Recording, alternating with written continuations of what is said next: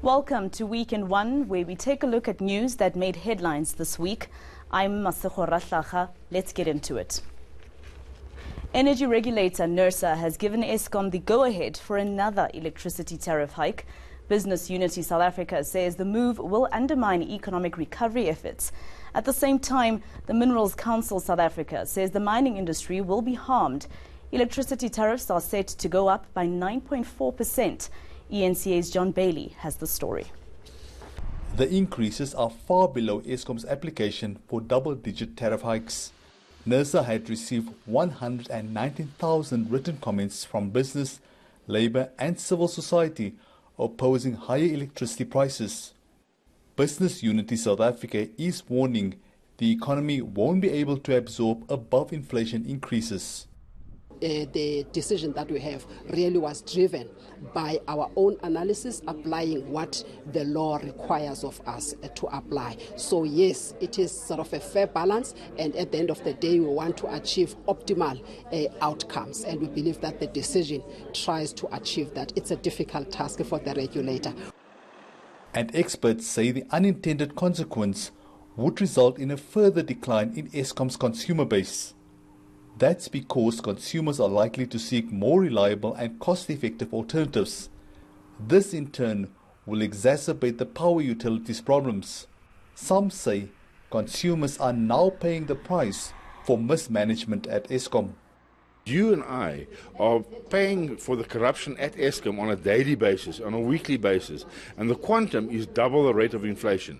I don't get an increase the rate, double the rate of inflation. I don't think the rest of South Africa does.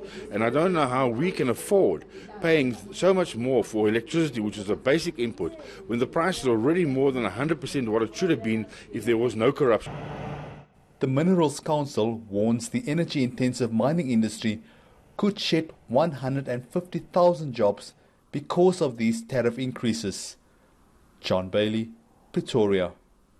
Political parties have spoken out on the decision to nationalize the South African Reserve Bank. President Cyril Ramaphosa told the National Assembly that the central bank needs to be owned by the people. The ANC and EFF both welcome the decision. They believe the bank's independence won't be jeopardized. But the Democratic Alliance is not convinced. The parties were part of a panel discussion on Tonight with Jane Dutton. It's an ANC resolution from the conference that the central bank need to be publicly owned, and it's a resolution because it's necessary for the national bank or the central bank to be publicly owned. It's something which is happening all over the world. It's a debate that is happening every part of the world. Even in Britain, they've nationalized the central bank. It's not something which is done by mad people. It's something which it does happen. Affect the independence. It doesn't affect the independence of the Reserve Bank. We've got various institutions in this country which are owned by the state or publicly owned, but they remain independent. Like the Public Protector remains independent, Chapter 9 institutions. There are various institutions that we have which are independent, but the public purse funds them, the public purse or the public owns them. So the fact that an institution is owned by the state, it does not compromise its independence. We must all remember that it was the EFF's proposal to make sure that the state establishes a state-owned bank and nationalizes the Reserve Bank. In fact, the EFF's position is that we need several strategic state-owned banks, of course, to intervene in the consumer market. So we need a retail state-owned bank, we need a housing state-owned bank, we need an agricultural state-owned bank to support our agrarian reform, because we want to propose an agrarian act, in fact, introduce an agrarian reform act as soon as we have a greater influence in government after the May 2019 elections. We just hope that the ANC will not flip-flop on this one. I think for the country to have policy certainty, you need to have clarity in terms of what the future of the Reserve Bank is. And the doublespeak that continues in the ANC is the one that creates the uncertainty in the market. We don't believe that it is necessary to nationalize the South African Reserve Bank. We believe that its independence, it's quite important in making sure that you still separate that distinction between the Reserve Bank and any potential political influence that might happen as a result of nationalization. But most importantly, to make sure that for the economic prosperity of the country, to provide clarity to market forces, we absolutely need the independence of the Reserve Bank. And for Mr. Lamula to indicate that the Minister of Finance isn't against it, I mean, this is the kind of double speak that the ANC does. The ANC in government says one thing, the ANC out of government contradicts what the government says. Foreign nationals must start paying for health services in Gauteng. That's the call from Premier David Makhura. He's not mincing his words, saying many foreigners are guilty of crime. ENCA's Dimakatso Tukwana has the details. Some South Africans have long been complaining about foreign nationals unduly benefiting from services like health at the expense of locals. The country's public healthcare facilities are struggling to cope. The Gauteng government is now saying other countries must pay up when their citizens use the province's hospitals. Some of these countries are just running as if they are not governments, because everything's, think of Lesotho, think of Swaziland, think of Zimbabwe, think of Mozambique. You have governments there, but their citizens almost get everything in South Africa. If someone is ill, arrives at a hospital, hospitals are about saving life. Health is about saving. You can't turn them back and say because they are Zimbabwean. But we must go back to the government of Zimbabwe and say we have treated so many citizens from your country in our facilities because you are not providing health care. You owe us this amount of money.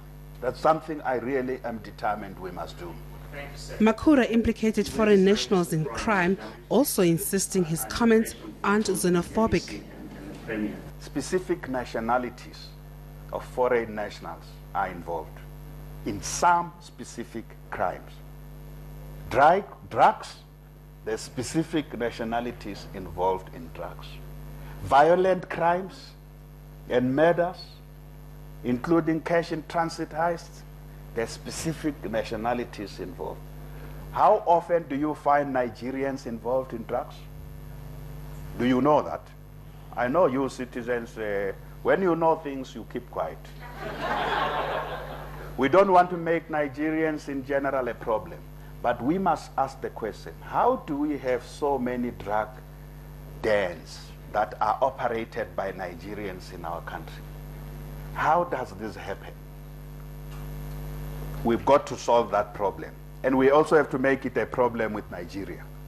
Too many of your citizens are involved in this type of crime in our country. It's not xenophobia. Cash in transit heist, you must check who gets involved. Former soldiers in Zimbabwe and in Mozambique. But are these comments merely aimed at getting votes ahead of the May polls? It's both.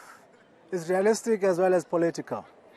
This is the reality that has been there, that they have tried to ignore, especially because they didn't want to offend neighboring countries.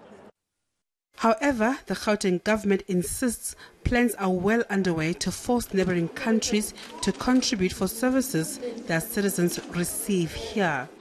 Dimakatso Tukwana, Johannesburg. Still to come, musician Mampintsha made headlines this week for beating his girlfriend Babes Wodumo.